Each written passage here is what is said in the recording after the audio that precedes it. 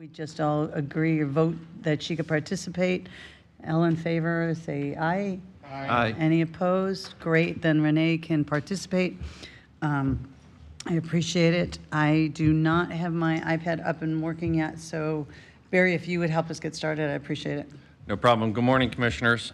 We have a pretty full agenda today. We have three items for presentation that we would like to get going on. And the first item up is a presentation on the Lellman Form-Based Code. You saw this a while back, and obviously they did the same thing up in Palm Harbor. And so I asked Scott to come up, and are you going to lead it, Scott? Okay, so come on up and kind of cover what they're doing. And it's pretty exciting because there's so much going on in Lellman. This really begins to formulate how you can see modern development and private investment into this area of our county. So with that, I'll turn it over to Scott. Thank you, Barry. Madam Chair, ladies and gentlemen of the board, it's a pleasure to be before you this morning. My name is Scott Swearingen, and I am the long-range planning manager for Pinellas County. I appreciate your time this morning. Well, we've been working in the community of Lellman for a long time, and one of the efforts that we've undertaken is to start to really implement the community CRA plan. That plan, I believe, was adopted in 2016 or 2017, and there's a vision, there are goals and objectives that come out of that plan, and through those objectives and goals, we've begun to develop the Lellman Form-Based Code. So I'm here to provide a status report and a preview of that code. I would initially begin by recognizing in the room today Mr. Chris Moore, who is assistant to the county administrator, and he's kind of, your CRA manager down there. He spends his day-to-day in Lellman and works with the community. And I'd also like to recognize Mr. Jeremy Heath, who is he's the chair of the Citizen Advisory Committee for the Lellman CRA. And Jeremy has actually asked if he could address the board and say a couple words after my presentation, if that would be okay, to the pleasure of the board. Again, this really does emanate from the CRA plan. We have objectives that point us in the direction of preparing new development regulations, and in this case, that sort of lend themselves well to a form-based code. Objectives in the plan are, focus on the major corridors, increasing our housing options, and really kind of providing more predictable outcomes for the community. But I'd also mention that in doing this throughout, we've engaged with the community quite regularly, mostly through the Citizens Advisory Committee. We have meetings, we provide them updates regularly. They've been instrumental in providing us feedback and ideas and kind of giving us the more kind of hand on the pulse information on how do we approach this. We've had a couple public open houses. We actually kicked off with a public open house down at the Exchange, invited the community out, and we most recently had a public open house where we presented our working draft of the form-based code, where people could kind of ask questions and get a sense of what's going on and how does the code work. And right now we're actually in the middle of stakeholder engagement. We've released the draft of the code right now for the Community Advisory Committee to review, and for the public to review as well, and that should be wrapping up in the next couple weeks.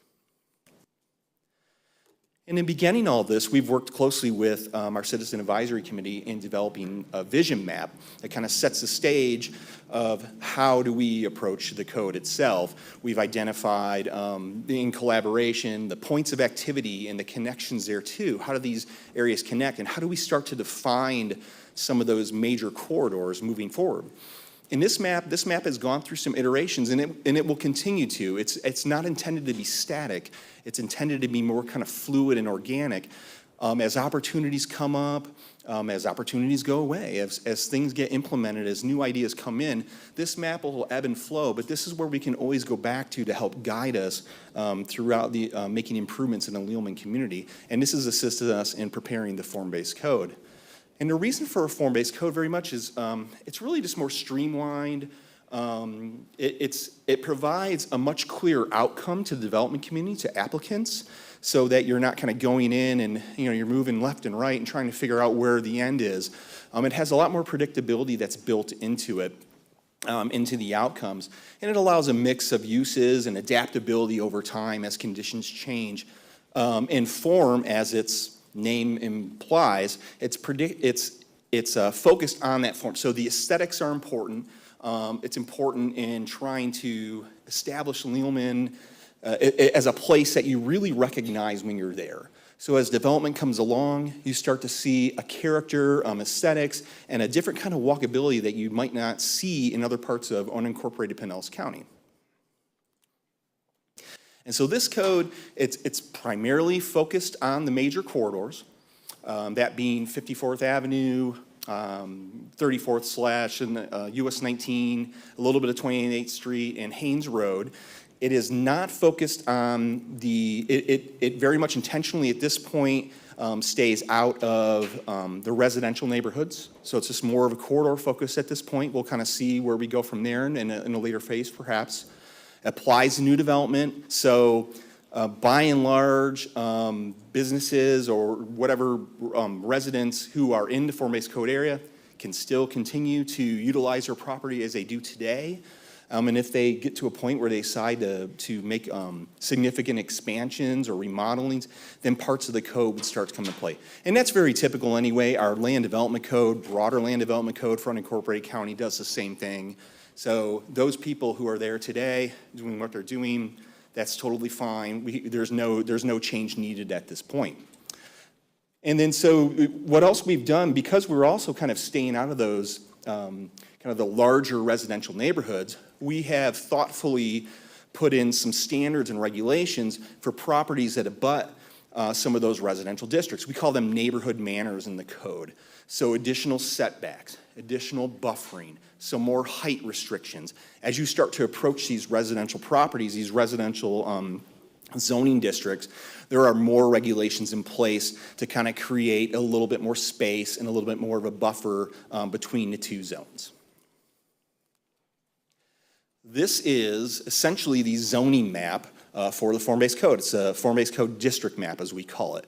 And there are 3 districts, and then we've also just included the recreation open space areas just to highlight those. We think they're very important, and we think they're worthy of being included on the map, but there are no redevelopment intentions that are in the code for those areas. They're basically just highlighted to show where they are and to express their value.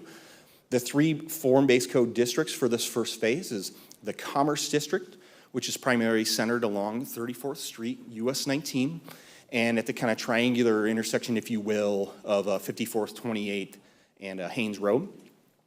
The Neighborhood Park District is what we're calling, which is primarily focused along that spine of 54th Avenue North. Local Trade District, which is primarily focused on Haynes Road and a little bit to this point along 28th Street as you approach the Joe's Creek industrial area. And those are our 3 districts, and I'm just going to unpack those just a little bit now, and of course we're here for questions.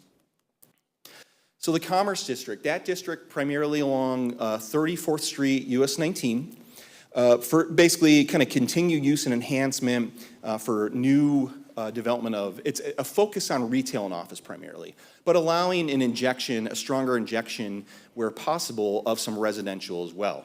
Trying to create a more of a critical mass of people along that roadway and in that area, patronizing businesses and being a new part of the Leelman community.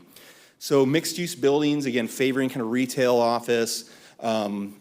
Heights is, if you are along 34th Street, right along that US 19 corridor, heights up to 8 stories tall would be permissible. So if you could meet your other regulations, your setbacks, your parking, your landscaping, that kind of thing, you could go as high as 8 stories is what is in the code right now. Other minimal setbacks, and again, but where you abut some of those residential districts, that would change a little bit. We've got those neighborhood manners, as I call them, in the code. And then really allowing for some parking in front of the buildings along US 19, but trying to encourage more parking in the rear and to the side to bring that building a little closer to the roadway and start to have a greater aesthetic presence along there, and which also helps to promote walkability, makes the pedestrian feel a bit safer when they're kind of a little closer to the building. That second district is a Neighborhood Park District. Again, this is 54th Avenue North primarily. This is a great corridor, trying to really enhance more pedestrian-oriented, a street corridor for that area, encouraging a mix of uses, but a much more wider mix of uses, from retail to residential, kind of allowing the two to kind of, evolve and to come together harmoniously in that area. So mixed-use buildings and active first-floor uses. So active first-floor uses being kind of more your retail services type uses, hoping for maybe a little more residential on upper floors, trying to kind of give a little more liberty to the setback requirements in that area so that we can get a little more development potential. There are a lot of small parcels here, so it can be kind of constraining. And then on this roadway, really more deliberately encouraging more parking kind of in the rear and to the side of buildings to try and create that better pedestrian environment and really improve the aesthetics along 54th. And then finally, the third district is a local trade district, which is centered primarily along Haynes Road. Haynes Road is an interesting kind of northwest to southeast collector roadway, collects a lot of traffic. The parcels can be a little awkward. It's a very eclectic corridor.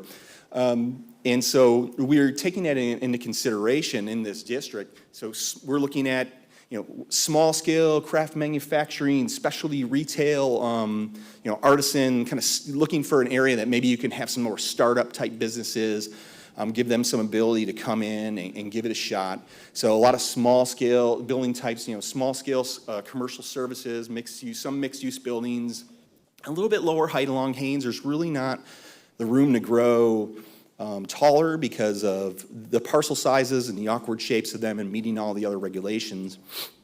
But again, on this roadway, similar to along the neighborhood park district, trying to encourage parking to be more kind of along the side and the rear and to bring a stronger building face to Haynes Road.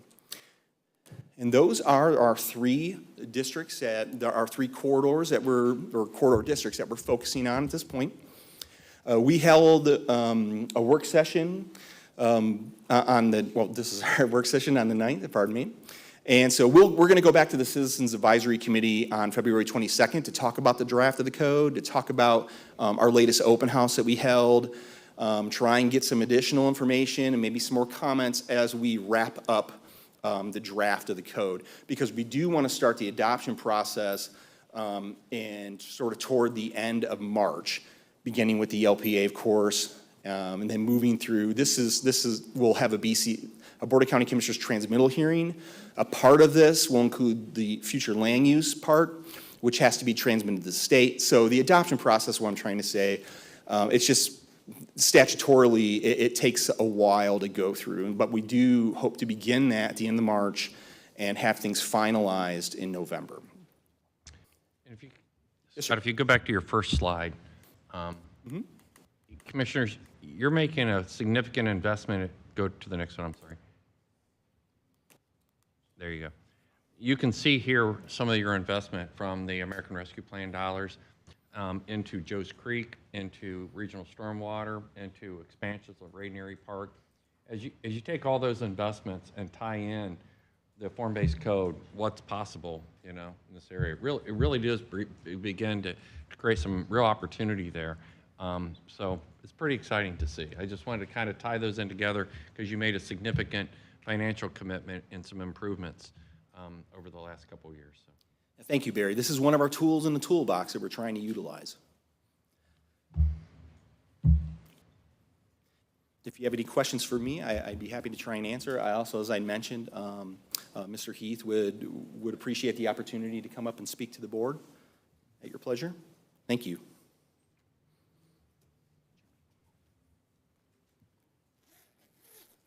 Thank you for having me this morning.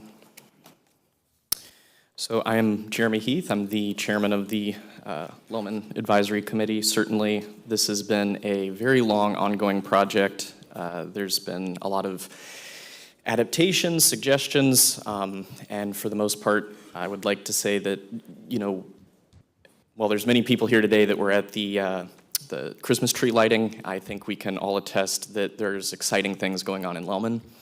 It's worth mentioning that the advisory committee has not yet had an opportunity to review the most recent plans, so I would just like to point out that caveat.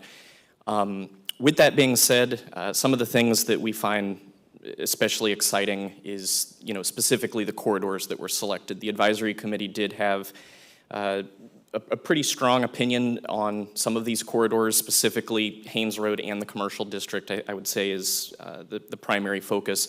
And more importantly, eventually with the impact from the Teal study, what we can do in the Joe's Creek warehouse. That the industrial park, there is a lot of opportunity there, and we do believe that there is untapped potential as far as what we can do in that area. With that being said, some of the things that the CRA has pointed out that we do feel can perhaps go a little bit further, and we would very much be interested in hearing the thoughts, not just of staff, but also the Distinguished Commission, would be as it relates to ADUs. In the form-based code, the most recent draft that I reviewed was 122 pages, and there's only one paragraph dedicated to accessory dwelling units. The reason I'd like to point that out is one of the things that the advisory committee has pointed out is right now it's currently restricted at 750 square feet. What we would request is that for whether it's a countywide initiative but more specifically within Lellman, we focus on perhaps raising that limit to 1,000 square feet. Additionally, it is currently capped at one accessory dwelling unit. We would also request under consideration that that be raised to 2. The reason that we feel so strongly about this, as we all know, there is an affordability crisis in Pinellas County, not just within Lellman. Currently, a lot of the housing stock in Lellman is dedicated to forms of affordable housing, such as mobile homes, complexes, apartment complexes. But the way that we feel we can overcome some of the affordability crisis is generating and creating multi-generational wealth. And by virtue of being able to put your mother-in-law, a sickly family member, or even just renting out that space to help kind of address your mortgage, not everybody has to live in a 2,200 square foot house with the white picket fence. There are plenty of families in Pinellas County that can get by just fine with 1,000 square feet, 1,200 square feet. And again, like I mentioned, not only do you have that multi-generational wealth, you also have the ability to create ownership and pride in your community. Additionally, one of the things that we also have noted, and this has been a compromise with staff, and so I would like to thank staff for their partnership with us on this. In the commercial district, you noticed in the presentation that it's currently restricted at 8 stories. Originally, staff did come to us with 6. We feel as though as I mentioned earlier, some of the areas of greatest opportunity are along the 34th Street corridor. I think we can all agree, not just from a value to the entire community, truly Pinellas County, not just Lellman, but just the potential for revenue, tax dollars, exciting business. Truly some of the most exciting location in all of Pinellas County for future development is within Lellman. The proximity to 275, proximity to both St. Petersburg and Clearwater being further to the east, you're going to see so much development, not the least of which is the Tesla facility that just opened on 34th Street, the potential within the Joe's Creek Park, the bike path, the revitalization to the creek. You're going to see a ton of connectivity, and we would like to see the opportunity for larger developments to go in on 34th Street. What the committee has proposed is somewhere in the neighborhood of 10 to 12 stories, again, just to allow for just a little bit more density and creating greater opportunity. Finally, it is worth pointing out that within Lellman, a lot of the development that has happened in recent months and years are auto lots, the 35th car wash in a 2-mile range. What we really would like to see is, this multi-use and exciting development that, Lellman can really be proud to have.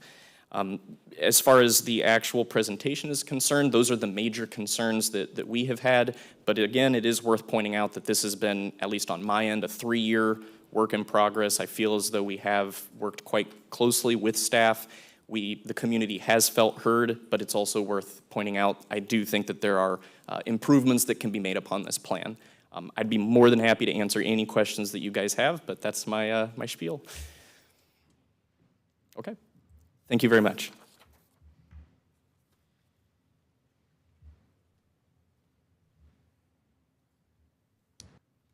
I think Does anybody have any questions? Madam Chair. Commissioner Justice. Thank you, Madam Chair. I just want to thank Jeremy for coming and participating. He's been working very hard on this board and appreciate your commitment of time. Scott, just for a business that's there today, what does this mean to them? Let's say all this goes through and we pass it. I wake up tomorrow, it's all been passed. What does that mean for my business currently today? Thank you, Commissioner. That's probably the most popular question. What it means is that you can continue to operate your business today as you did yesterday.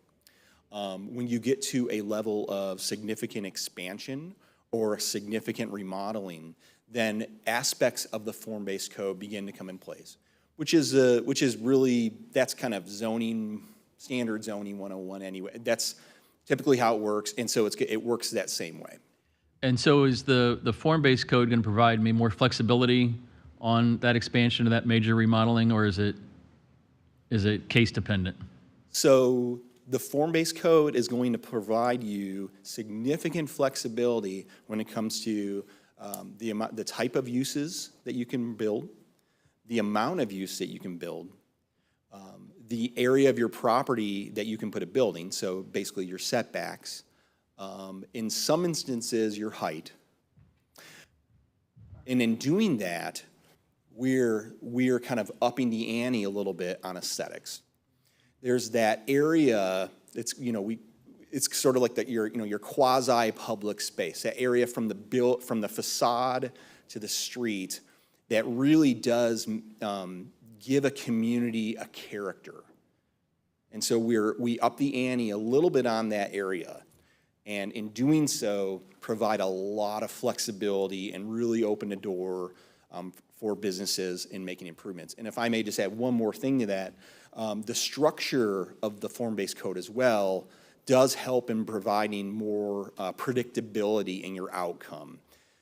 We're not just, it kind of helps you sort of visualize off the bat, what are the expectations, what is staff going to be looking at when they review it, and sort of, you get a better blueprint and a path as to where you're going. And have you all talked with our economic development folks? Have we had a company or a business that's wanted to locate maybe on the 34th Street corridor, but or one of these other corridors that, well, we would do it except we're limited by, we want to build a 6-story building and you've got 3-story or whatever. Have we seen actual, those real life cases to where we can point, we do this and we're opening the door for some of those companies that have not been able to do it in the past? Yeah, as far as, that's a difficult question for me. I'm not really into the specifics of the actual kind of day-to-day site planning. We have had a number of business owners and residents continue to inquire about the form-based code and when is it going to be done. And so, for example, at our public open house that we held to kind of give the overview of the draft and hit the highlights, I had at least one community member, would you guys please finish this already? I really want this to go into place. So we've had that kind of, in the planning division, we've had that. I can't speak for the zoning folks, though. Okay. Mr. Moore might know a little more. He's got his hand on the pulse a little closer to the community. And then this is just because someone asked me yesterday. This is the code. This is not to do necessarily with our. I'm blanking on the smart streets on 54th Avenue. Any kind of major changes to the lane use or any of that on 54th? No, sir. That's correct. Pardon me. You're correct. This pertains to private properties along there. This is not getting into the cross section of the corridor. Anytime this comes up, I get a couple of questions about path on 54th. I do too. And no, I think this is an exciting, as Jeremy mentioned, this is an exciting time for Lellman, and some of these things. I live in Tyrone area of St. Pete. We've seen this type of pushing the buildings to the street. Restaurants that used to be set back with a parking lot at the street level, now new buildings are built, they're at the front, and it provides a much more attractive streetscape for coming through there. So we're looking forward to great things. Thank you, Commissioner. Thanks, Scott. Are there any more questions here? I know Commissioner Flowers is waiting. Brian, Commissioner Scott? Thank you, Madam Chair. Appreciate the great presentation. Just a couple quick questions. Looking at the suggestions that Jeremy had as far as increasing from 750 to 1,000 square feet and accessory dwellings from 1 to 2 and increasing height possibly up to 12 stories. I mean, what are your thoughts on that, and what does that change? I mean, to me, it seems like it's somewhat of a balloon squeeze that if you put higher density here, then you can't do something somewhere else. So how does that change this dynamic, and what are your thoughts on this? I appreciate the question. With regard to accessory dwelling units, ADUs, we are actually, more broadly, we are looking at accessory dwelling units in the Land Development Code today to see what changes we might want to make. And I appreciate Jeremy's comments, and we're looking at things just like that. So that's something that we're already doing more broadly speaking, and whatever comes out of that would obviously, we would try and translate that into the form-based code. I would also say that our land development regulations for unincorporated county, I believe our accessory dwelling unit regulations are probably some of the most permissive and flexible in all of Tampa Bay. It's been a struggle, and especially as people are starting, we did ours years ago, and in thinking about more affordability and more housing options, and we were able to kind of do that. And today, I know there are a lot of other communities out there, like the city of Tampa and others, that are trying to get there. And it's been a little bit, my understanding anecdotally, is that it's been a little bit more difficult. We have ours in place. I think they're really good, but we are looking to update them. And then finally, and I think Jeremy and I might be cut from the same cloth because, from the planning division standpoint, because we believe in those. We would like to see that as well. We'd like to see additional accessory dwelling units being able to be permitted. I would definitely like to get, some advice from our council on that. As we're adding dwelling units, more than one accessory to the primary unit, I don't know at what point we're kind of getting away from, are we really talking about accessory dwelling units now? So I'd like to get some advice from our council on that. And then with regard to height, I would just say, that's a tough one. There are a lot of challenges with the parcel sizes out there. We're definitely open to that, and I think, and I want to continue to have that conversation. We have not taken the pen off the page to that regard. I do want to hear more about what the Citizens Advisory Committee has to say, and I appreciate hearing what the board has to say as well. So we're not scared of height. We're not opposed to height. We understand that it has, it has some values. It has some detriments as well. We haven't really seen anything today. You can go pretty high today through that area. You can go, I believe, up to 75 feet in most parts of the corridor, and we haven't started to see anything really more than kind of the one story or maybe a little bit more come in. But it's something that we'd certainly be willing to look into. Okay. Thanks. Thank you. One Okay, more. Commissioner Flowers? go Let me ahead. go to Commissioner Flowers, and I'll Yeah. come back to you. I could wait. Good morning, everyone. Can you hear me? Yes. So I did have a question regarding the accessory dwelling units that you've asked, and I understand that you want to go to legal on that, but even having 2 quote-unquote garage apartments, which is nothing more than accessory dwelling units, is not uncommon even in some places right now in Lellman. So I am hopeful that we're able to ascertain that goal. I am a little concerned, though, when we're talking about going up possibly to 8 to 10 stories and having those buildings up front or come so close to the street when you're facing 34th Street, only because of the number of pedestrian accidents and issues we've had along the 34th Street corridor. I'm not saying I'm opposed, because it does look much more appealing and appetizing to have the building a little closer, and it's more readily accessible, and then to have the parking and whatnot in the back. But that is one of the concerns of mine. For level of service for our roads in those areas, if we're talking about allowing the potential for density to increase, are those roads that we have along the 54th Avenue corridor, are they currently at a level of service that will be able to accommodate those additional traffic patterns each day? Or would we need to look at some expansion going east and west like we have already done north and south? Thank you, Commissioner Flowers.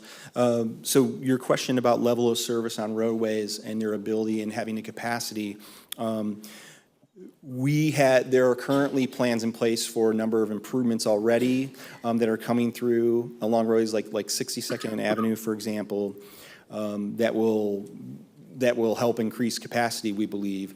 And sort of from the other side of it, one thing that we're doing in trying to have a more of a mixed-use focus and trying to have more of a pedestrian scale and orientation, that is in part intended to start to reduce automobile demand on those corridors, and then supplement that with more pedestrian mobility as well. And so opportunities for people, say, who have multiple trips in mind, they're going to, they're going to the office and then they want to go have lunch and then they want to stop at the store. The ability to what we call, the park once. So someone's ability to park once and to be able to make those multiple trips instead of having to make trip to trip to trip. You've just eliminated trips on those corridors. And then providing a more pedestrian-oriented environment just helps to better enhance that and provide people the ability to do that. We are at this point in our process, and actually we just kind of kicked this off last week. We are actually working now to start doing our impacts assessment. So we'll be looking at traffic, water, sewer, those kinds of things. That's what we're in the process of doing today, to really start to get those measurements to see where we're at. So don't quite have a full answer for you yet, but with some of the intent of what we're doing, we're really helping to try and bring down some of that vehicular demand. I hope that answers your question okay. It does, and I know that we'll get more information as we go along. A comment and then two comments. The first is I'm glad you have a focus on Haynes Road and some of those mom and pop businesses along that corridor that merge that service road into 34th Street. They've been there for a very long time, and so there's some new construction there with business strips. And then there's still some of those mom and pops. They sell windows and fruit and vegetable stands and all of that. And, partnering with our economic development department with Dr. Johnson and others, to see what we can do to make sure that they can remain there, should that be their choice, as the development happens around them, because I'd hate for things to happen around them that pulls business away from them. And then I just want to, much like others, just compliment you guys on how Lelman used to look so many years ago to how Lelman looks right now, and the pride that Mr. Heath and so many others have and the hard work that they put into Lelman. So thank you. Thank you, Madam Chair. Commissioner Justice. Thank you. I just wanted to get clarity. What's the, along 34th Street corridor now, what's the height limit that's current, and then what's the proposed in the new code? It varies depending on zoning district, but the primary height limit, I believe, is 75 feet. 75 feet. And that's proposed to be maintained? We're looking to go to number of floors as opposed to an arbitrary kind of, number of feet tall. So 8 stories, directly along 34th would be. And that goes back to my other question about, it'd be interesting to know in those, I know that it's not necessarily something you get in an application, our economic department, but conversations that they have. Is there someone who wanted to build a 10-story and walked away, or said it got, just didn't want to deal with it? And so I don't know if Dr. Johnson and staff has those kind of conversations, and anecdotally, Probably be more over in our development department versus, Okay. that from economic development, unless they were going after some kind of an incentive or something. But, we can certainly find that out, but. It's just, if we're responding to the, whether we're creating something or whether there's a demand out there that something in our code is blocked, that we're now responding. It's just kind of for my personal knowledge. Thank you. And I really believe, commissioners, what this does is you're seeing a lot of investments that you're making into this area. And so this creates opportunity, whether that private investment's going to come in 1 year, 5 years, or 15 years. It just sets the stage for how you want to grow in the future. I mean, my big question about the density is obviously regionalizing your stormwater, and how that's going to occur. And so there's a lot of different pieces like that they need to look at, capacity and et cetera and stuff. That'll be part of this development. And I think when it comes back to you, they'll be able to fill in more of those details. But at least it sets the stage, and this is a really good conversation of being able to kind of vision out what that future looks like and put some of those building blocks in place. Any other comments, questions? Okay, then we can go on to item number 2, the ARPA Thank you, Scott. Nonprofit Thank you. Capital Project Fund. Thank you, Scott. All right, commissioners, today we have Dugan Cooley with Pinellas Community Foundation. He's going to come up, give you an update on our nonprofit grant program, and kind of sets the stage for the next phase of these programs. I know they did individual briefings one-on-one with you, and so they're going to kind of wrap that up as an overall summary and kind of set the tone for approval of the next 2 pieces. Go ahead, Dugan.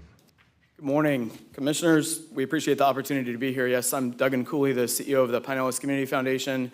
I'm joined by David Bender, our Director of Grants and Operations. We've got some of our ARPA team here today, too, Jocelyn Howard and Rose Cervantes, and then Alithia Stanfield, who's the chair of our large projects selection committee, is here as well. For you today, we want to go and make sure that we have a good understanding of an overview for you, definitions, information about how we sort of created the process. David's going to take care of that, and then I'm going to help you understand where we've been, where we are right now, and then really what's next for us. So I'm going to turn it over to David in just a second, but I want to thank you for making sure that funds were allocated.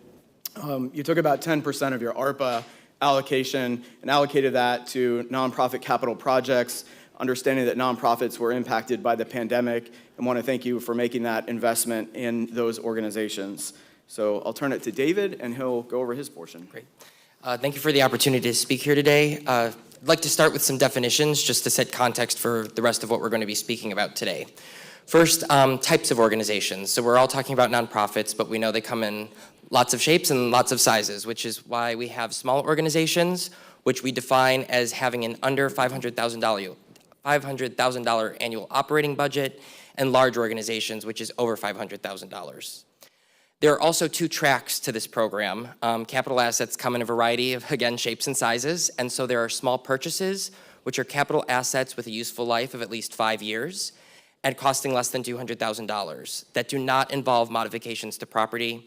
And then a large project is an acquisition of or modification to property. An easy shortcut for this, it doesn't always apply to every capital asset, but small purchases are things that move: computers, vehicles, refrigerators, and large projects are those that don't. So building extensions, roof replacements, HVAC systems. There is an overhead allowance allowed for applications to the large projects track. Some of these proposed projects that are being reviewed right now are quite complex, that involve construction, so there is an overhead allowance for project management and administration of the funding. I'd also just like to add a small footnote definition of negative economic impact. That really is the framework for this funding. The organizations applying to this fund have to show some kind of negative economic impact from the pandemic. I'll give some examples in just a bit of what that might look like, but it's a core tenet of this fund. We've really aimed to create a very transparent process. Every application, every report, every contract, and every meeting that takes place with where decisions take place are on our website. People can attend live or watch the recording. If you have an organization that you know and you want to see what they requested, that is on there, as well as the contracts and reports that they submit. All decisions take place through a review committee. We've tried to arrange these with a variety of people based on where they are in Pinellas, their work experience, industry. For example, on that large projects committee where we're dealing with construction, there are people that actively work in the construction industry reviewing these proposals. They spend about a month reviewing applications, scoring according to a rubric, which I'll get into in just a moment. And then they meet on Zoom. Nonprofits are invited to this committee meeting so that committee members can ask questions to clarify and close any gaps that there might be in a proposal so that they're making the best decisions they can. The rubrics are also public. Organizations have access to the rubric while they're applying, so they know exactly on what dimensions their application is going to be evaluated. Some of that criteria is how strong the purchase is. It has to align with their mission and what they do. We're not going to start funding a capital asset for a new program, especially considered that this is pandemic relief funding and a little backwards looking in that regard. Again, that negative economic harm from the pandemic, the organization has to show it. It is not enough for their clients to be impacted. The organization has to show some kind of negative economic impact, though the strongest requests will show both a negative harm to the organization and to the clients being served. Where they are in the county, that can be either using a demonstration of data of need, showing that this area we work on is really high need, or a shortcut is qualified census tracts, QCTs, that's determined by HUD. An applicant can use either of these to show where we're working and where this asset will be used will help the areas most in need in our county. The request has to be proportional to the organization's budget and the negative economic impact suffered by the organization, and they have to be able to cover any increased operating costs. So if you are building a new building, you have to be able to sustain that on your own, and you have to be able to demonstrate how you'll do that.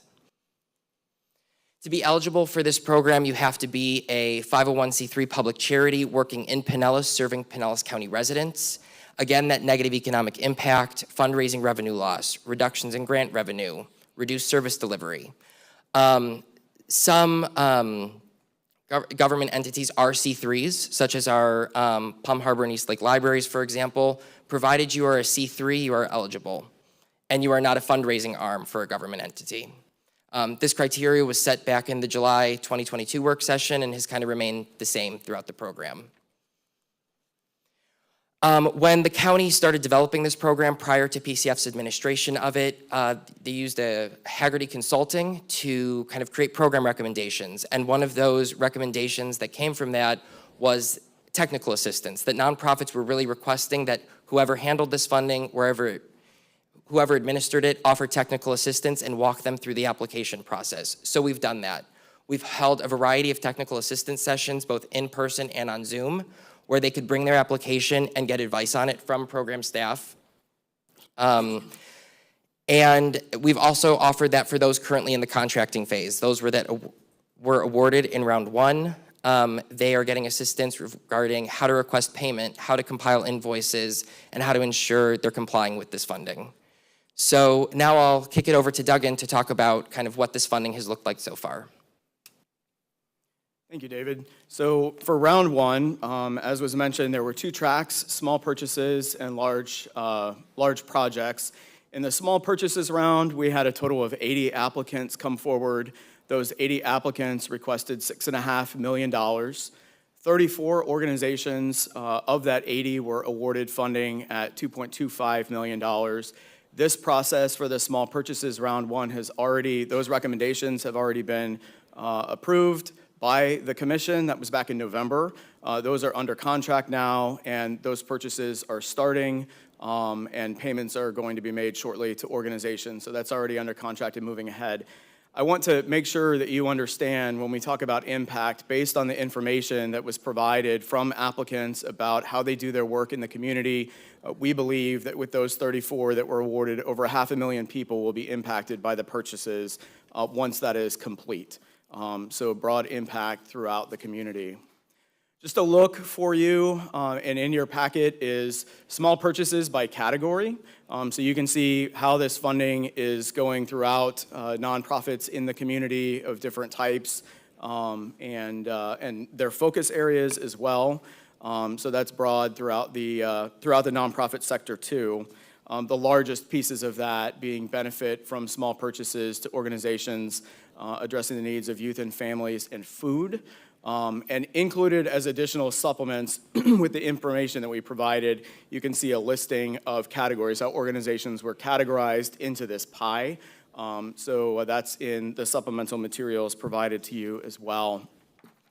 A few success stories just for you to know about and to highlight for you. One organization that received funding through this and has been awarded funding as Reach St. Pete. Some of you may know them because of the decommissioned PSTA bus that was provided to them. Their goal is to try and make sure that food assistance to address food insecurity is more accessible throughout the community and going into communities and neighborhoods. They are receiving funding toward a refrigerated truck to increase their capacity to distribute food. And they have seen a dramatic increase in the need in the community, and so that purchase for them is going to help them raise their capacity to serve the community. Gulf Coast Dental Outreach provides dental care to low-income adults. They are located in Tarpon Springs. Many of the folks that come to them are senior citizens. We know that of residents in our community living below the federal poverty level, only about 5% have regular access to dental care. They are using the funds that they were awarded to buy x-ray equipment to help them meet their increased demand. Dental is a huge need in our community. Another example of funds that were awarded go to BOLI centers. Many of you know them for the housing work that they do with people who have a variety of life challenges. They maintain group homes and independent living. They are receiving funding for new maintenance vehicles. Their goal is to turn over units faster when someone is leaving one of their units so that more people can get into their housing at a quicker rate.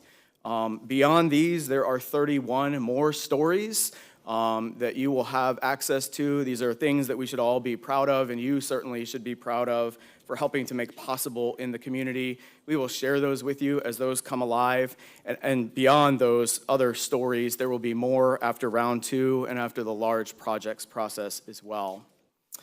So we talked about small purchases. Let's talk for a moment round 1, large projects. And so as David had mentioned before, these are modifications, improvements to real property, acquisition to real property. At the beginning of the process, we began with a letter of intent. We knew there would be a lot of applications, so instead of making all organizations go through quite dramatic and lengthy application process, for 78 of them, we began with a letter of intent to give us key information to understand, would this project be viable? Does it fit with the eligibility criteria? Does it make sense to move on to a full application? Those initial letters of intent were more than $80 million in requests. There were 23 organizations that the committee moved on through to allow them to complete a full application. Of those 23 that were moved forward, 19 of them actually submitted applications. We had some that dropped out. One of them has enough funding to complete their project without these funds, which is wonderful. Others, as they got into the nitty-gritty of what was required and what they were going to need to do, either scope of project changed, or they had other funding sources that challenged them to be able to get all the documentation in time for this particular process. In this round, there's an available budget of $10 million, and of those organizations that have completed their full application, it is $22.5 million in requests against that $10 million. So these full applications right now are in review by the review committee, and that committee is going to meet publicly on March 7th. They will meet, and grantees will be, or applicants will be invited to attend that meeting, answer questions. That will be done publicly, and we will have the recording of that available. And then after that meeting is complete and there are recommendations, they will be coming to you at the next available commission meeting after that meeting, where we can get that on the agenda. Just so you see what happened with the applications that were submitted. I know that in the presentation, the health percent, it didn't quite make it. That's 10% on health. This is the picture of what type of applications were submitted, and I would suggest not looking so much at the dollar figures as much as the percents. So if you add it all up, it looks like it is more than $22.5 million. Some of these organizations, the average is a weighted average, so they might have been included in 2 categories, and so you can see that on the supplemental sheets that we gave you. What matters most in this presentation of data is the percent. And so you can see that it made right now for a wide variety of organizations addressing critical needs in the community. So that is sort of round 1 and what's in process. And so really the meat of helping you with us today is what we want to do for round 2. So in our original plans for this funding, we had been clear all along that funding would be held back from the total funding available. That was presented as part of the timeline back in July of 2022, a holdback. And the idea of that is that we would bring information to you spring of 2023, so we're early, which is great. Or it's Florida spring, I guess, so we're right on time, however you want to look at that. But the goal was that we would learn things from the initial funding process, and the community would have feedback, you would have feedback about how the process has gone, and so that there would be dollars available to be used based on the lessons learned from round 1. And so based on your feedback, based on feedback from the community, we are coming to you with a recommendation of how to use these funds for round 2. The goals of the funding for round 2 are to provide an opportunity for organizations that didn't receive funding in round 1 to resubmit in both tracks. Want to be clear that if you were awarded funding, you cannot apply in the same track second time around, trying to make sure that that is accessible to as many organizations as possible, so you can't successfully double dip in the same track. And that we wanted to modify the process to incorporate your feedback, making sure that funding has an opportunity to reach more organizations. So we're using the same tracks, small purchases and large projects. Under the small purchases, there's a maximum dollar amount request of $100,000 or $150,000, and we'll look at the chart in just a minute depending on budget size of organization. And in the large projects, there's a maximum request of $500,000. The proposed timeline for this is that the small purchases application would launch on March 1st, and the final recommendations would be back to you on your agenda for review and approval May, June of this year, around that time frame.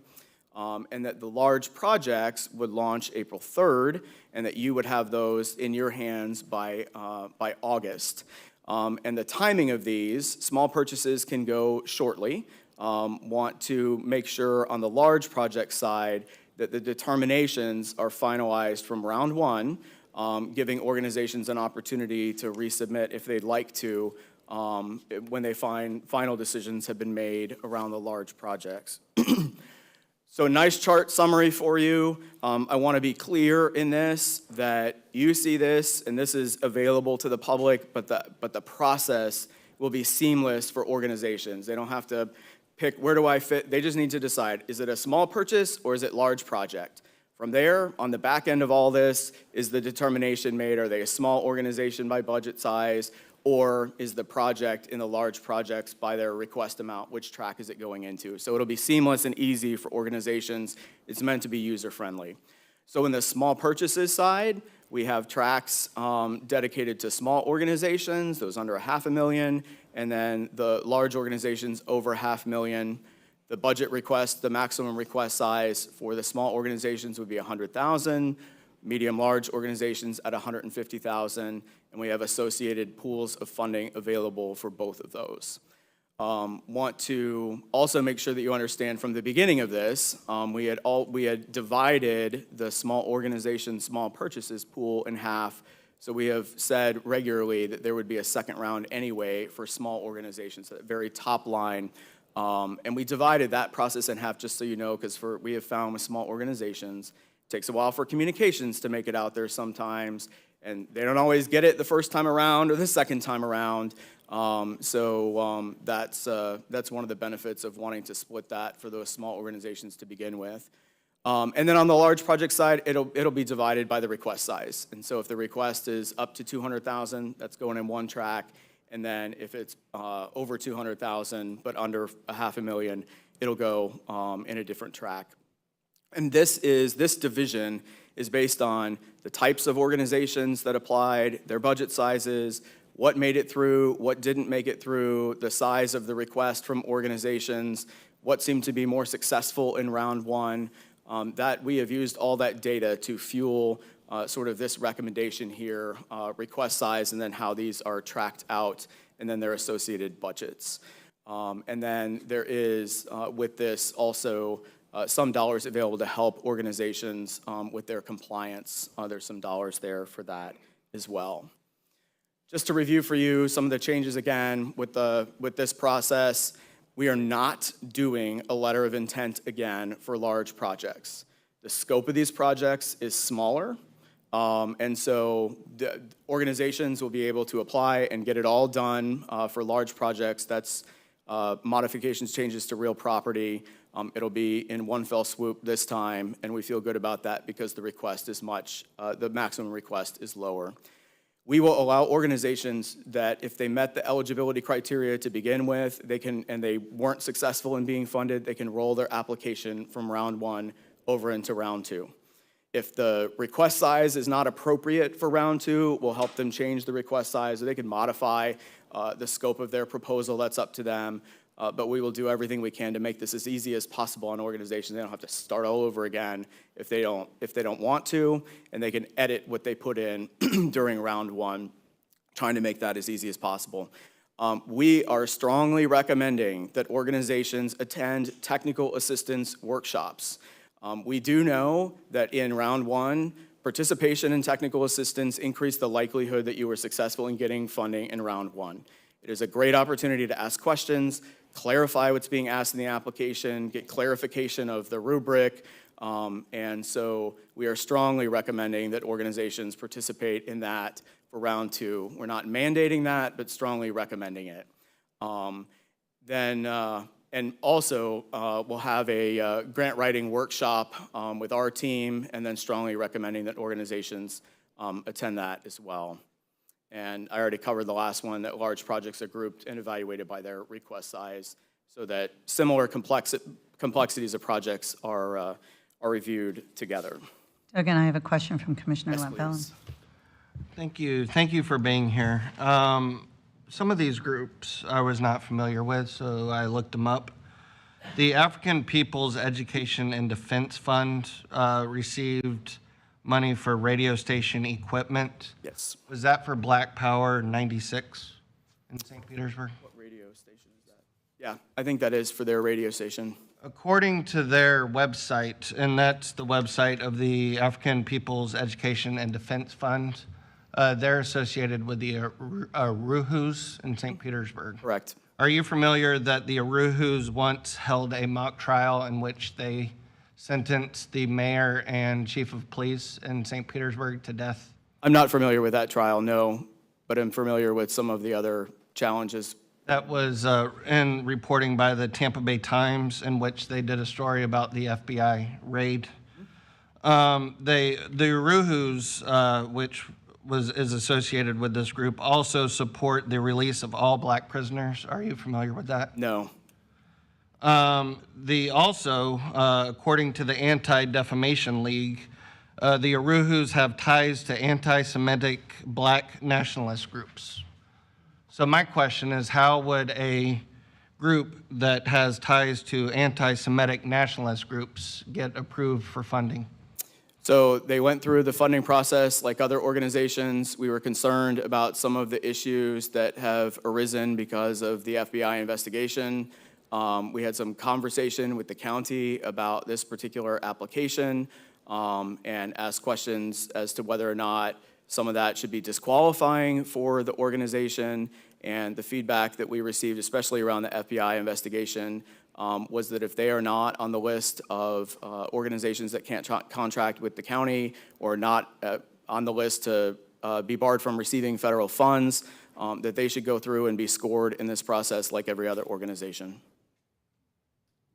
Do you believe that they're a group or a story that should be considered something that we should be proud of? based on your earlier statements? I think it's an organization that, based on the application that they submitted and the information that they requested and reviewed publicly by a committee, that there was belief that there would be reasonable community benefit from the allocation that they were offered. Are political parties eligible for this funding? No, they aren't. Are you familiar that the Aruhus are a political party? I'm not aware that they're a They run political party. candidates for mayor and city council just about every cycle in St. Petersburg. And I would say from my understanding of this and looking at some of it, the organization is a 501c3 public charity. The IRS has not revoked the status of the African People's Education and Defense Fund, although there may be other associations in particular. The IRS has not ruled that they can't receive public contributions or that those lack the ability to be tax deductible. That is something that we looked at as well. I think if they were doing things that were deemed inappropriate for a 501c3 public charity, their status would have been revoked by the IRS, and that's reviewed as part of our process as well. And this is a question for Barry. On the next list that comes, do we vote on the entire list or do we vote individually? Well, you would vote on the entire list, but you can certainly pull off any individual request that is part of that list. So, you know, there's nothing, these are recommendations to you as a commission. If there's particular concerns you have about any group on that list, you can certainly pull off that for a separate discussion. But we can't pull that off now, can we? Since they've already been funded? Oh, the previous one, that was already voted on. Okay. I think they're up for the next request too. That's all the questions I have. They have submitted in the large capital projects fund round as well, which will come, those recommendations from committee will come to the commission, correct? I just think that, and it's not necessarily that they're a socialist group. I think that in Pinellas County, part of our values should be that we don't give tax money to anti-Semitic nationalist groups, regardless of what side of the aisle they fall on. Are there any other questions? Commissioner Scott? Thank you, Madam Chair. I just want to support everything that Commissioner Latvala said. And the question I was going to have is how do we vet these organizations, you know, to make sure that as a commission that, you know, we're going to feel good about these organizations that we're recommending for, you know, for awards. So I would say, first of all, from a transparency standpoint, the entirety of their applications are available. We post those on our website. The review process that the committee goes through is available. The minutes of that are available. The names and information about their projects are submitted to the commission for your review. That list of small purchases went to the commission in November. There were questions raised at that commission meeting. That particular question was not raised at that commission meeting, to my knowledge. But I think that having a two-part process like that and trying to be as transparent as possible in what's coming forward to you is trying to provide you the best information possible for you to confirm or to say, we got reservation about X. It may be the particular issues that you've raised today. It may be something else about an organization that may not be known through an application process. But I think looking at this two ways, one, from a committee and trying to be as transparent as possible, secondarily to that, providing these to the commission for your understanding and review as well, with all the information that we have at hand that we've collected, is some of the best way to look at that. And you have a right to determine and tell us to fund or not fund what you like. Well, thank you for that. I'd just encourage if you could get us that next list as early as possible so we have time to go through that. And I would just ask you to maybe do a little extra diligence on your part just to, you know, flag anything before it gets to us. Thank you. Are there any other questions? Commissioner Justice. Thank you, Madam Chair. Just a couple of questions.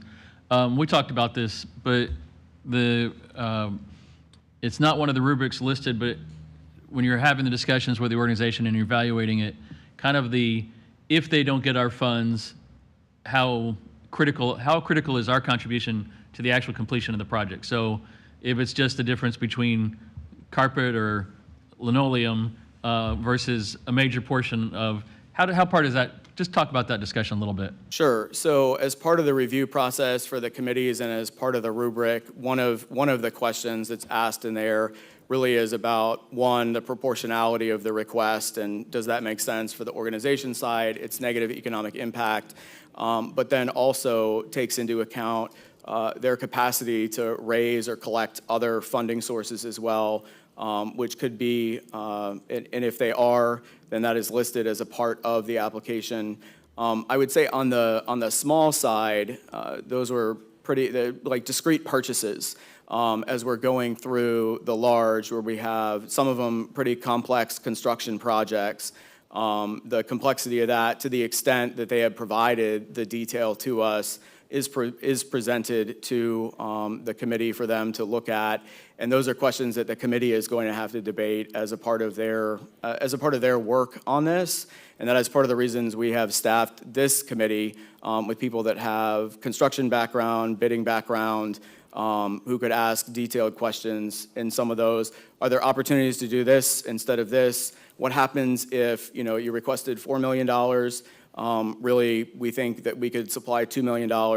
Is it possible that you can complete the project if we give you that, or not, or complete part of it, and that would be useful, and that would help you, get on the way to what you were trying to accomplish? I think the end goal is not to fund things that aren't able to be completed and useful to the community. But I will say you're looking at $22.5 million against $10 million available in funding.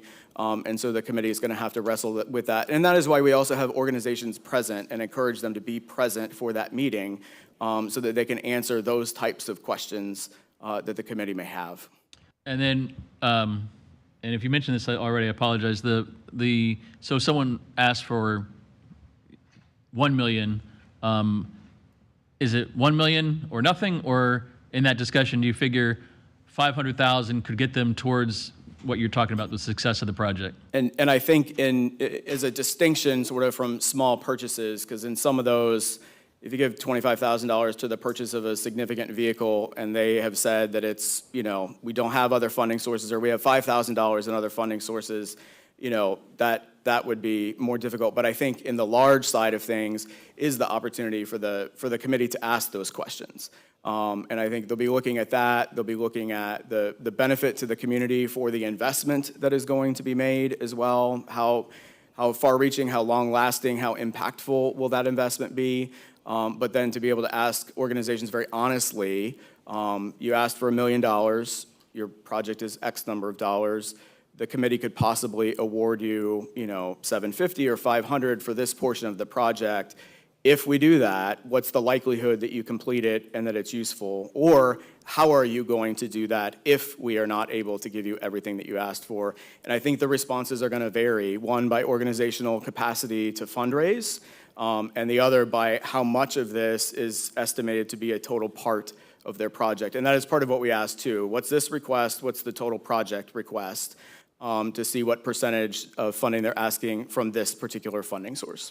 And then just remind us of the timeline of when we have to encumber these and when the projects have to be completed and all of those kind of timelines. Right. So the ARPA funds need to be encumbered and under contract by the end of 2024, December 31st, 2024.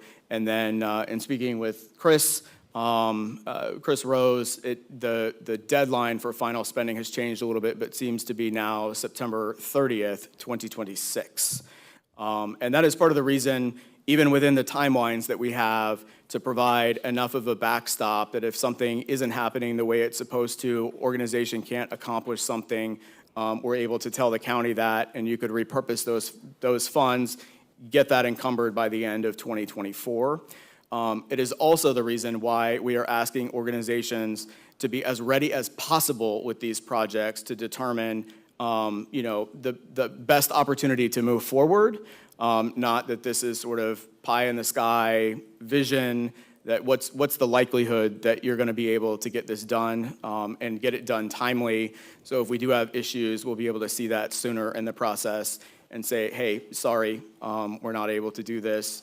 and either turn money back to the county for you to repurpose, or in conversation with the county, allocate it to another project that's worthwhile, that's ready to go.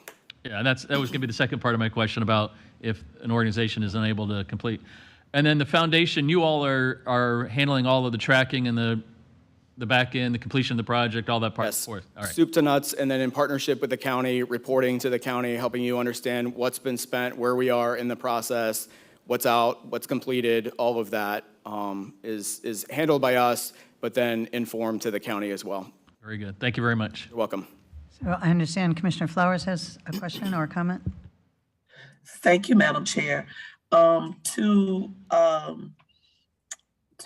Dugan and staff, thank you for taking into account. I know it was Commissioner Eggers and I had a number of questions regarding the UHERAs and the funding of their radio station versus some of the organizations that had requested freezers or vehicles for transport to help feed people in need. Just as an additional point of order, Commissioner Laval, I guess I fall in a good crowd because they also held a trial where they found me guilty, along with Mayor Rick Baker and a couple other people in the city. But please also remember that while they have not been found guilty, they have also, their headquarters was raided by the FBI, both in the city of St. Petersburg and in St. Louis, under suspicion of dealing with the Russians and attempting to interfere with elections. So I just wanted to update you guys on that one. The other part is I just want to make sure that we are really looking out for those organizations that fall within our strategic plan.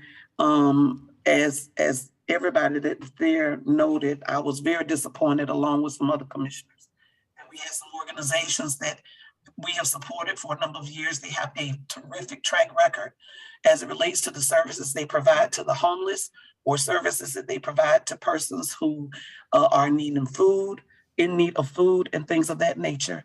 And it wasn't quite clear as to why they were not funded.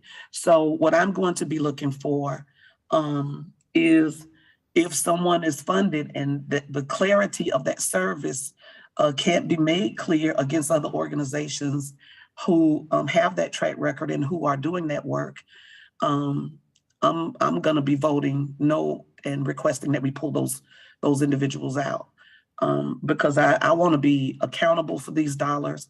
And I'm not saying that you guys are not. I love the foundation. I served on the board for the foundation, but it does make it a little difficult to defend the decisions when you partner up a feeding organization versus a radio station and their ability or inability to broadcast. So thank you. Commissioner Latvella. I apologize, Commissioner Flowers. I did not see what they said about you, but I think that going back to the Uruhus, I think even ignoring the FBI investigation, and they have not been found guilty, but you can take into account everything else they've done, and there are numerous reasons that they should not ever receive funding from this board. If for no other reason, they sentenced one of our colleagues to death. Oh, no, I'm supporting you, Commissioner Laval. No, I know. I was apologizing because I didn't see what they said about you. I only saw what they said about the mayor and the chief of police. And had I saw what they said about you, I'd have mentioned that. The question I have for you, Mr. Cooley, are churches eligible? If the church is providing a service that is publicly available, then yes, they could apply for that.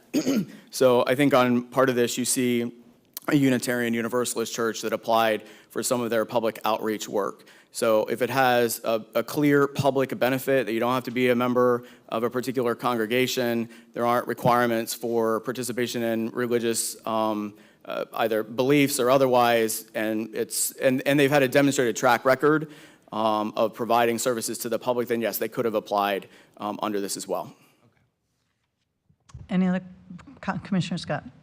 Thank you, Madam Chair. Just one other comment. Just looking at the list of awards here, this is not a very big award. Speakeasy Media Foundation, $11,680. Yoga equipment, computer, laptops, and printers. But I'm just, how does yoga equipment? Yes, this is yoga for and teaching mindfulness in schools. So it's in the public school system. They go in and teach mindfulness and yoga skills to youth. Okay. All right. Thank you. Any other comments or questions? Okay, I do have a comment, and that is, Mr. Cooley, you said that you went to the county on advice regarding the Aruhus, and so I guess my question is to Barry, do we not have a policy, or maybe to Don, that states that we do not, whether it's social action funding or anything else, that we do not support anti-Semitic organizations?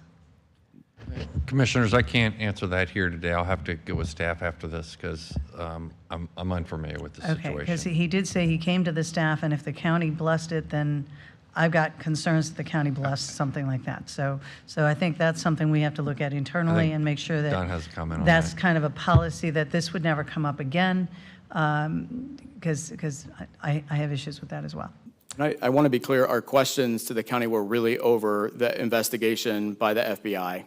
That was the big question. That's what's in the news. And that was what had also come to our attention as well. And we're concerned about that and the content of what that was. And so it really was about that particular issue. Okay. Well, I think this allows us to be more prepared when situations like this arise again, that our parameters are clear. Thank you. I agree. And I'm sorry, Commissioner, just to let you know, I'm not aware of any adopted policy on any of the questions you'd asked, and as Duggan stated, it was a general question without some of the facts we've heard today as part of the discussion, from my understanding as well. So just to fill that in. So I think that's something as we move forward, we can look at a policy that kind of adopts something like that. Even if there's FBI raids and investigations, that should be enough of a red flag for us to consider that we hold back on something. So anyways, if you'd all look into that and bring it to us later. And in the future funding, because we've partnered with you before on funding things, that when we're very clear on our parameters, when we set that up, then these things don't happen. So thank you. Was there any more you wanted to add? I know there was that last slide, but you kind of covered most of it. Yep, the slide's there, and there's supplemental materials in the package too. I think the important part today is round two. We're looking at least on the small purchases side, opening that up March 1st. So really coming here today to see if there was any additional feedback that you had. I think we included a more visual timeline for you too in some of the supplemental materials, so you can see large projects, small purchases, and really how that would move forward under both tracks for round two. So wanted to see if there was any additional feedback about getting ready to launch this second part of the funding. Just a quick question. Commissioner Justice. Thank you. For the round two, is it going to be the same committee of folks that evaluate these applications? It may or may not be. And so some people may want to do this again and be a part of it. Could be different people. The review process is a lengthy process, and not everybody wants to do that or do it multiple times. I was just curious if there was someone who, and I don't remember the point, but if 50 was the cutoff and someone scored 49, but you get a different panel and suddenly they get 36. You know, there is a subjective part of the evaluation to it as well. So I was just curious. Thank you. Okay, seeing no more questions, I really appreciate it. I do appreciate you taking our advice on being more flexible and transparent and really working with everybody. It really appears that you did that, and so thank you for all of that. Thank you for all you've done. You've really been a great partner, not just this time, but many times before, so we really appreciate you. Thank you. Welcome. Thank you all very much. And the last presentation today, Commissioners, is Kathy Perkins is on her way up to kind of give you an overview of our after action report. And what I want to start out with, is Kathy and her team have worked diligently since last year in trying to do a lessons learned. They've reached out to the community in many different areas. They've looked internally. They've looked at all of the various things that we saw from our response and things that we could improve on, but we also are really looking hard at what happened down south. and the lessons learned from there. And so I'm going to let her go over. I'll probably have comments at the end, but we're very fortunate to have Kathy at the helm there. She is very knowledgeable and so dedicated, and her entire team have worked to really try to make us as safe as possible for something that's almost impossible to prepare for. So anyway, with that, I'll turn it over to her, but here we go. Kind words. Good morning, commissioners, and thank you for your time. The good news is I'm not here to ask for a local state of emergency for a change. So, I do really want to point out that this storm was coming to Tampa Bay, and we dodged a bomb, not a bullet, but a bomb. And if it wasn't for the 20-mile shift that occurred as this storm was coming off of Cuba, this storm would have hit here instead of 100 miles to our south. The good news is that our planning assumptions were really very spot on. We were having conversations with the National Weather Service and the National Hurricane Center in terms of what we could expect here. They were telling us it could be potentially a Category 4 storm, and we were looking at Category 3 levels for storm surge, so that was what we planned for. So our planning assumptions were spot on, and had it hit here, I believe that the actions that we took were appropriate.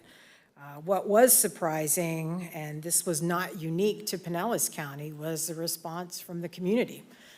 I've put up here for you a comparison between Hurricane Irma and Hurricane Ian, and the numbers that we saw. So back for Hurricane Irma, which was a Category 1 storm, we called for evacuations for 350,000 people, and we had about just over 23,000 people in shelters. This time, we called for a level C evacuation, 440,000 people, and we had only about 5,600 people in shelters. Our numbers for our special needs were extremely low.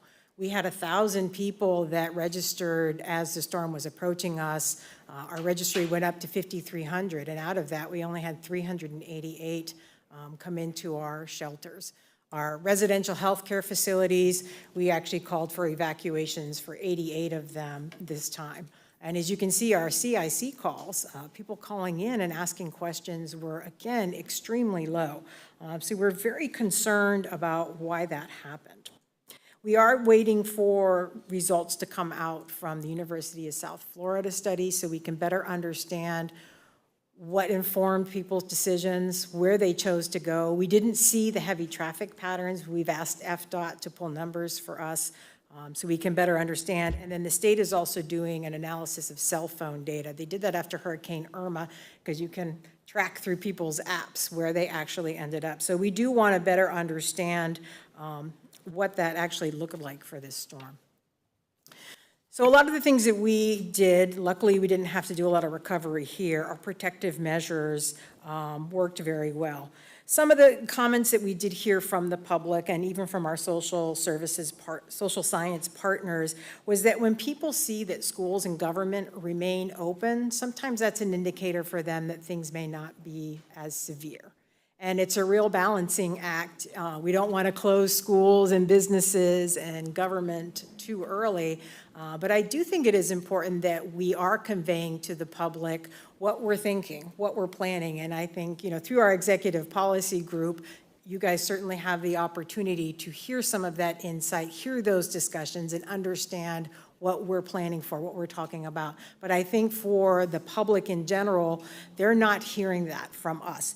So I know we want to work more with our communications department. Barbara and I have actually talked about what we can do in terms of communicating to the news desks in terms of what are our daily activities that we're doing in the EOC early on. What are the discussions we have? Without saying our definitive plans until they're made, obviously, but I think helping people to understand what we're thinking. There's a lot of confusion out there about the storm, the cone, and I'll talk a little bit more about that later.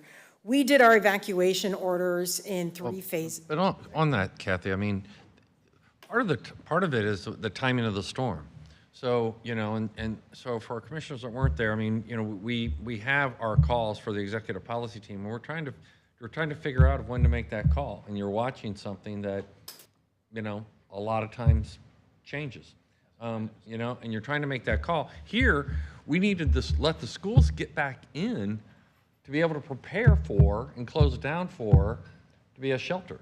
And so they needed that time, and so they're begging for time to get ready to shift that operation. So part of it is the timing, and it makes it very, very difficult to balance all the competing needs, you know? And so to give you the kind of the flow of some of this decision-making process, that was the tough part, you know? And I think the other big part is the lead time. The biggest lead time is our long-term care facilities, but yet we wanted them to go ahead and start that process, but their corporate is requiring a mandatory order before they can spend the resources to relocate. And so there's just a lot of that up front that goes into that, and hopefully you won't hear it, but you'll hear that as part of that situational awareness as we're leading up to making a call on whether you issue an evacuation order or not.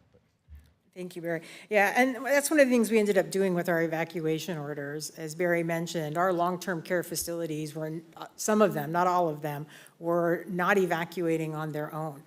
So they needed to have that evacuation order come out officially, and that really prompted them to go. Our Know Your Zone, we had some challenges with that again, and that had to do with where the data was stored. So BTS is working on having it so the data can be accessed locally, so we're not relying on external entities that host that data. So once we start to see a slowdown, we can switch over to having local access to that. And that also affected our Ready Pinellas and our zone lookup. So we're looking at all of those things to make those corrections. We're going to do load testing of those applications and lookups as well. In terms of our shelters, I mean, we just had tremendous support and coordination with the school board. We ended up opening 25 shelters for this storm, which is more than we've ever done. I believe we opened 17 for Hurricane Irma.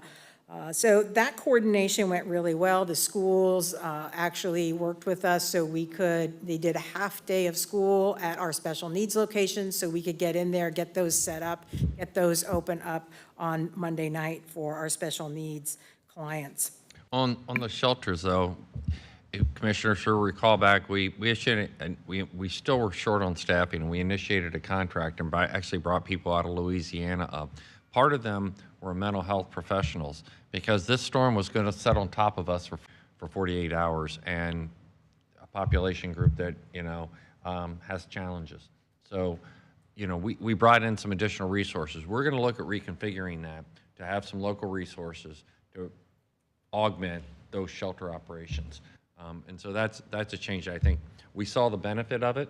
We didn't need it, but we need to prepare for that and make those expenditures as part of future shelter planning. And that's actually been recognized across the state as a best practice. Everybody wanted to know how Pinellas County did that. I know Human Services is actively working on putting that contract out on the streets. We had just over 200 county employees, and the school board had about 700 people supporting the efforts, everything from transportation to the operation of the shelters itself.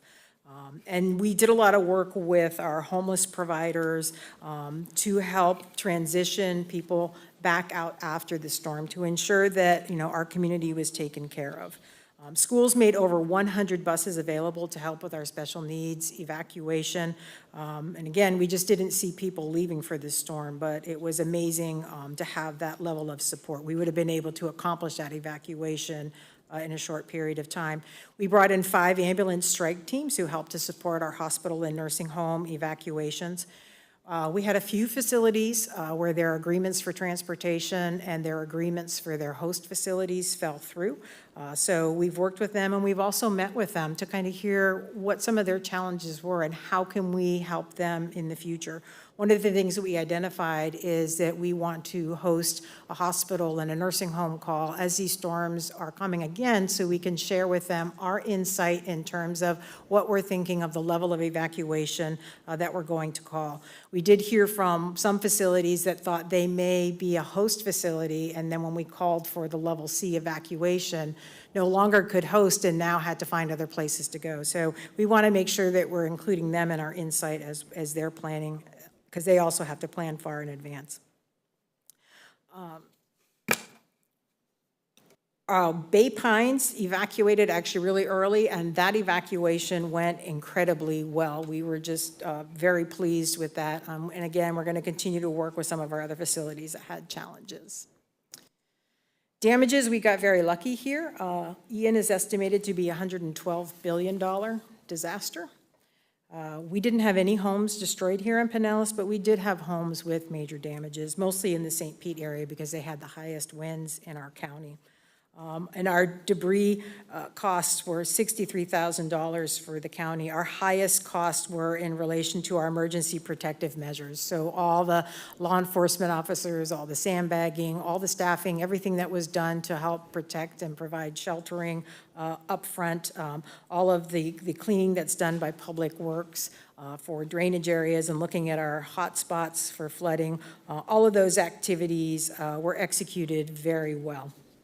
And we did a lot of work in terms of working with the state to pre-position resources. We were very concerned that this was going to be us. So the state actually implemented 5,000 Florida National Guard troops, and we had Florida National Guard embedded with us in our EOC before the storm impacted.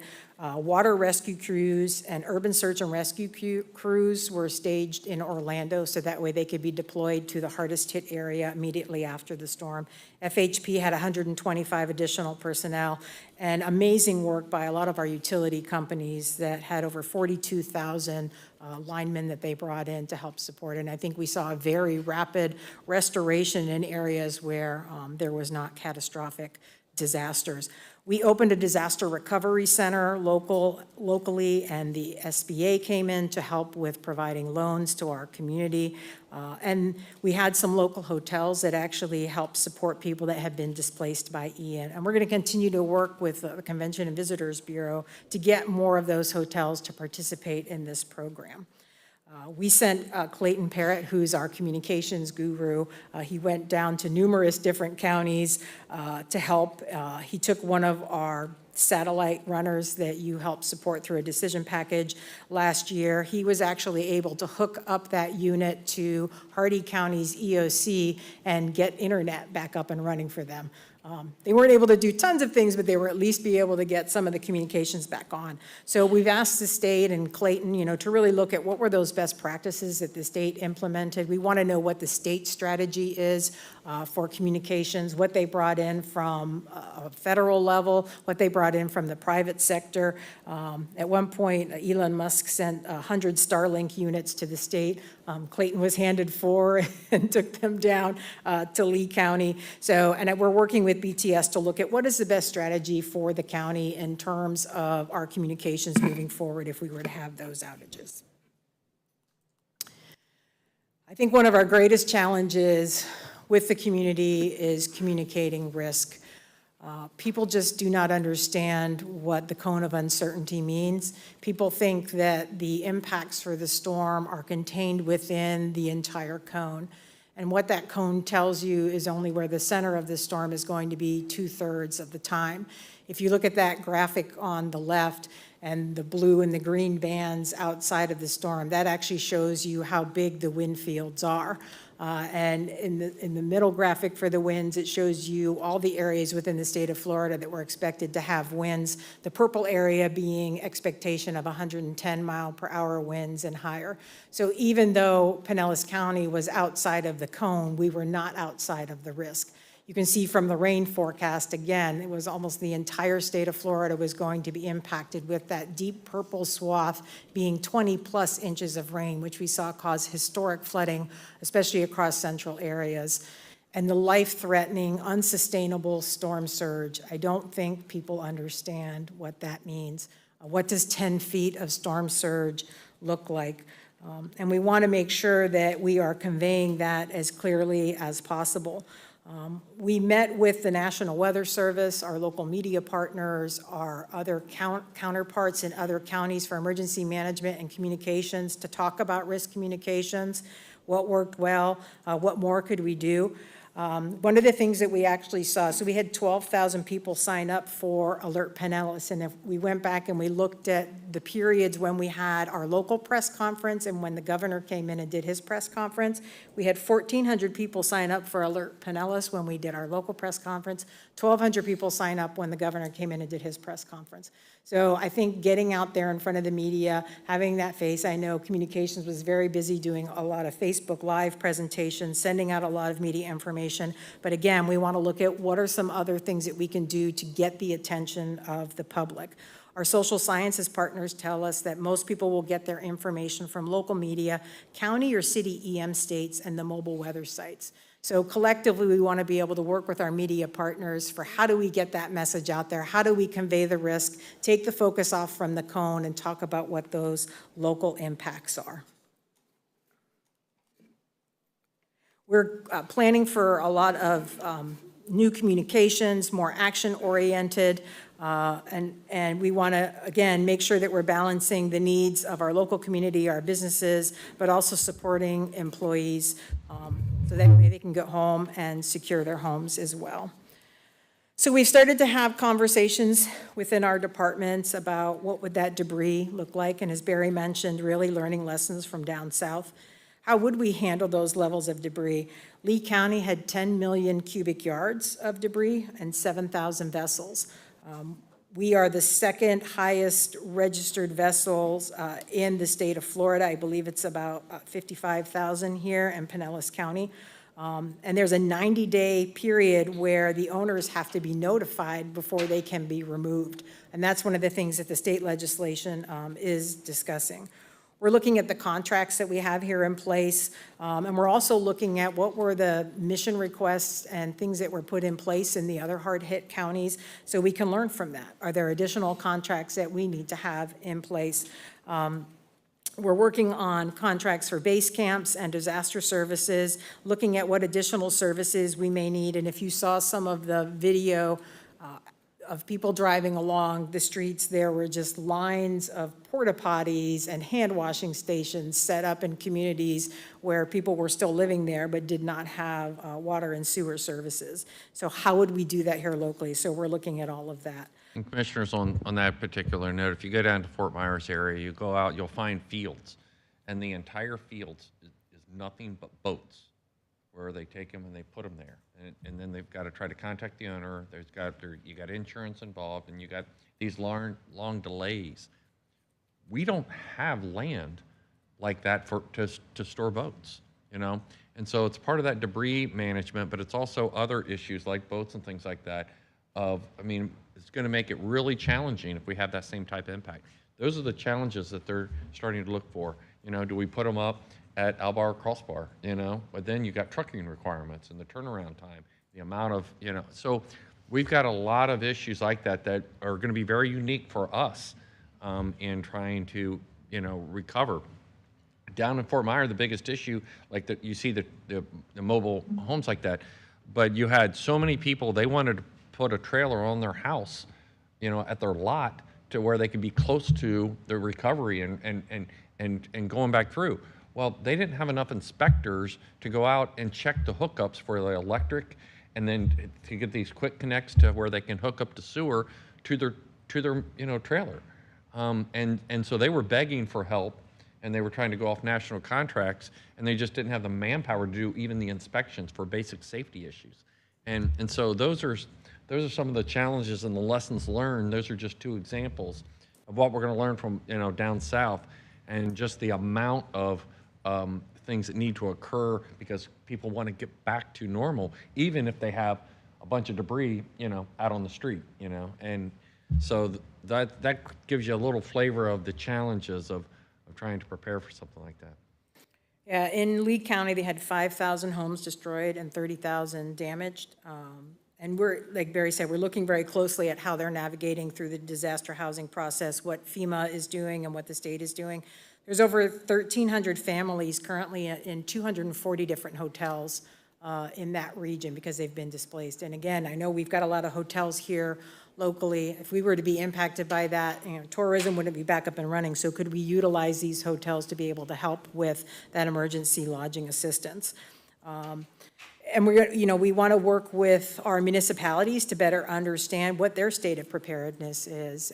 So we're putting together a survey so we can better understand what some of their needs and what their gaps are, better understanding how we can better convey information and what we can do to be able to help them. We're currently working with the City of Tampa and Hillsborough County on a post-disaster redevelopment, looking at a regional plan, and then also updating our county plan that we have. And it would be remiss if I didn't take an opportunity to really thank all of the incredible departments, appointing authorities, partners, everybody that helped us before, during, and after this disaster. A lot of statewide mutual aid was implemented. I was able to send 5 of my folks to different counties to be able to help out. Utilities sent people, the sheriff's office sent folks. So it's wonderful for us to be able to help people, but it's also a great way for us to be able to see what happened in those communities and bring those lessons back. So with that, thank you, commissioners, for your support through disasters, and hopefully we won't have one this year. Any more questions? Commissioner Justice? Thank you, Madam Chair. Yeah, I'll be interested to hear what the studies and the, as far as the residents' lack of sense of urgency with this storm, what those studies tell us and how we can respond to that and how we communicate. That will be incredibly interesting and incredibly important for those folks. As far as the senior facilities that have a chain or corporate policy, at the very least, we should do a letter to DOEA asking the secretary to investigate that issue and look at changing state policy that would forbid that kind of policy in those facilities, because we should not have local emergency decisions made by a corporate head in Tennessee or Nebraska somewhere without boots on the ground, and how that impacts not just their facility, but the ripple effect it has on the entire community. So at the very least, we should ask the Secretary of DOEA to investigate that policy. Thank you, Commissioner. Great idea. Any other questions, comments? Commissioner Flowers, any questions or comments? I thought that was a very good, intensive presentation. Thank you. And I just want to congratulate you on such a well-done job. You really and your team are outstanding, so thank you for all your hard work. Thank you. I love my team. Next would be the agenda briefing. Barry, if you want to. We'll start it right up. Okay, thank you, Kathy. Going over, we have some presentations. We have Engineers Week. We have partner presentations from Mike Sutton with Habitat for Humanity. Going down to our public hearings, item number 4 is a map amendment from the City of St. Petersburg, public, semi-public to residential. This is a kind of a complicated project because it involves different pieces of parcels that will then convert over into single-family residential for the entire amendment area. Both Ford, Pinellas, and Planners Advisory both unanimously recommended approval. Item number 10, other ones are reports. Item number 10 is award of bid to Smith Industries for and Smith Fence Company for fencing, gate operators, handrails, things like that. This is under a cooperative contract. So the county's portion of that, or Pinellas County's portion of that, is just over $2.5 million, but this cooperative contract includes the cities listed there, along with Pinellas County School Board. And it's a Tampa Bay area cooperative. Item number 11 is declaring surplus equipment, and these are vehicles and equipment sold. You can see the breakdown of the types of equipment in your packet here. On to item 13, this is awarded bid to Temple for uninterrupted power source batteries and traffic solar flashers. This contract replaces a current one, and what they're seeing is a market increase of 40 to 80% per unit. And so this award is only for a 12-month period in hopes that the market will, stabilize and we can go out and get better, more cooperative or competitive pricing. Item 14 is authorization for serviceware apparel. This is for various county departments on their needs, and just over $356,000. Item 15 is a resolution approving the establishment and formation of an auditor selection committee for a new external auditor. This is something that's required by statute. The committee is comprised of the clerk of the circuit court, the sheriff, the supervisor of elections, property appraiser, tax collector, and as you appointed last month, one appointment from the Board of Commissioners. Item 16 is a purchasing authorization with Control Technologies for traffic signal electrical parts, and this is specifically for State Route 60 Smart Corridor project. They're actually jumping onto a Georgia DOT contract, and this is 100% funded by Florida Department of Transportation, but they've asked us to do the contracting. Item 17 is Transportation Regional Incentive Program Agreement with Florida Department of Transportation for advanced traffic management system improvements on I-175, I-375 to Bayshore Drive in downtown St. Petersburg. This agreement's with FDOT assistance of $1.5 million and county funding through our 9th cent local option fuel tax and the amount of $4.9 million to complete this project. Item 18 is a grant agreement, Florida Department of Environmental Protection for improvements to 4 county utility department facilities. These are hardening, so this is grant is through Resilient Florida grant program. It provides for $3.4 million to Logan Laboratories, South Cross Bayou Advanced Reclamation Facility, dewatering operation facility, the education center, and in the general maintenance. It requires a match of 66%, so we're getting 34% money off of the grant, and so our portion of that is $6.7 million. So these make significant improvements. These improvements are needed for those facilities, and so this was a way of hardening it and getting money to help with those improvements. Item 19 are appointments to the Emergency Medical Services Medical Control Board. You have 2 reappointments and 2 appointments, and they're listed in your packet. Item 20 is we are currently awaiting with bated breath a decision from the arbitrator in a non-binding arbitration that we were court-ordered to attend in the case referenced in your agenda.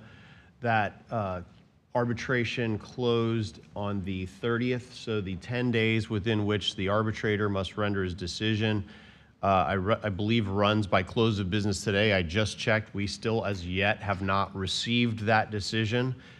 Because of that, our office has made contact with each of your offices, and I believe has been scheduled with at least 6 of the commissioners for Monday to talk one-on-one with you about our recommendation.